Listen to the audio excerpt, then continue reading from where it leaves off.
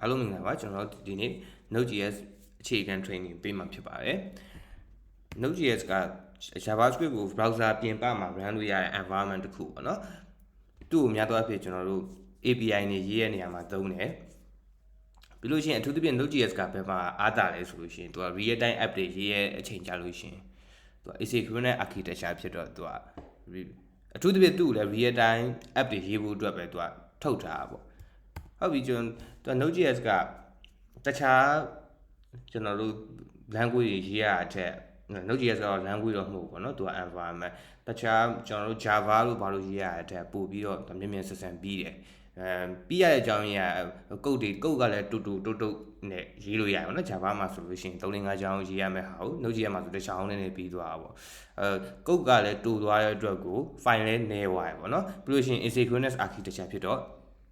request တွေအများကြီးပို့ပြီး handle လုပ်နိုင်တယ်เนาะ asynchronous architecture ဖြစ်တဲ့အတွက် request ကိုလည်း handle လုပ်နိုင်တယ်လို့ response တိုင်းလည်းမြန်တယ်ပေါ့ဒါကတော့ internet community ကဘယ်လိုပြောမလဲ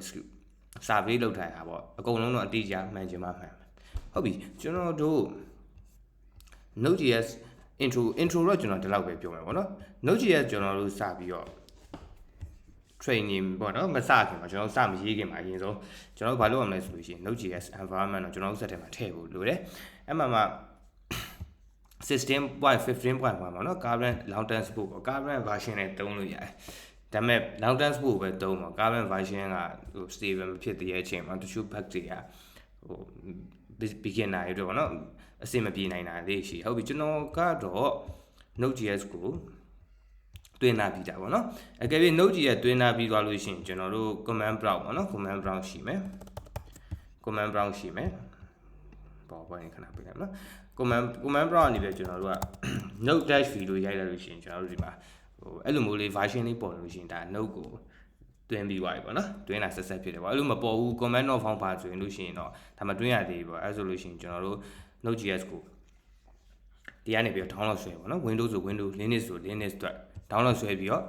nodejs ဆိုတွင်းလိုက်ပါတွင်းပြီးသွားလို့ရှိရင်ကျွန်တော် nodejs ဆိုတာရတယ်ပေါ့နော်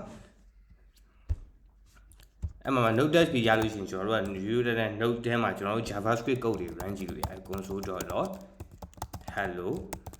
world ဟုတ်ပြီနော်